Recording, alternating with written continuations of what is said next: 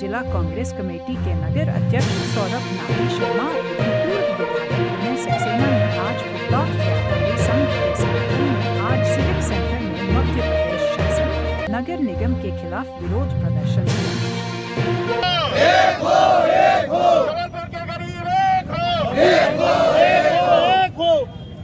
गरीबों के साथ अत्याचारी बंद करो, बंद करो, बंद करो। गरीब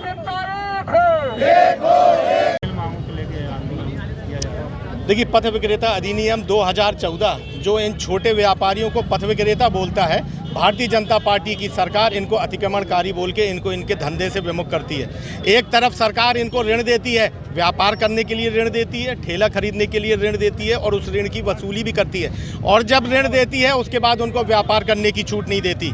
अधिनियम 2014 साफ तौर पे कहता है कि नगर निगम, नगर पालिका, नगर परिषद की परिधि में जो भी हमारा पथ विक्रेता साथी व्यापार करता है उसके लिए नगर निगम में नगर विक्रय समिति बनेगी। वह नगर विक्रय समिति सर्वे करेगी, चिन्हित करेगी, इनको प्रमाण पत्र देगी कि अमुक जगह पर आपको व्यापार करने का अधिकार है, छूट नहीं है, अधिकार है। ये इनका संवैधानिक अधिकार है कि ये फुटपाथ पे विक्रय करें। जब नगर विक्रय समिति की स्थिति यह है कि सालों से, दशकों से नगर निगम में समिति ही नदारत है। एक तरफ आप उनको ऋण देते हैं, दूसरी तरफ व्यापार करने की छूट नहीं देते, उनके व्यापार को लूटने का काम करते हैं। भारतीय जनता पार्टी सरकार के माननीय मंत्री जी, माननीय विधायक जी इस शहर में एक बहुत बड़ी विसंगति को जन्म दे रहे हैं। जितने भी हमारे फुटपाथ विक्रेता, इनके ऊपर लाखों का कर्ज है अपने व्यापार को चलाने के लिए।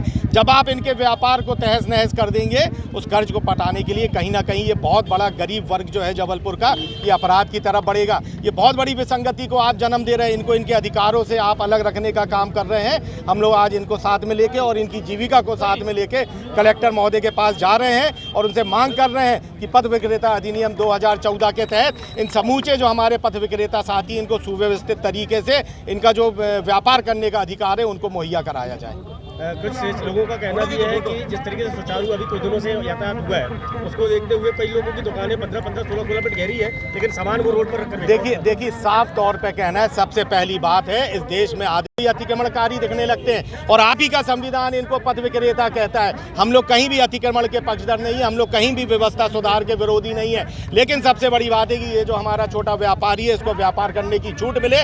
आपको चाहिए कि इनको सुव्यवस्थित तरीके से आप जगह अलॉट करें और इनके ऊपर जो कर्ज चढ़ा हुआ है वे कर्ज उसको पटा सके। पथ विक्रेता अधिनियम के तहत इनको जमीन आवंटित करने का नियम है। बिल्कुल स्वाभाविक सी बात है, जमीन अलॉट करने का नियम है।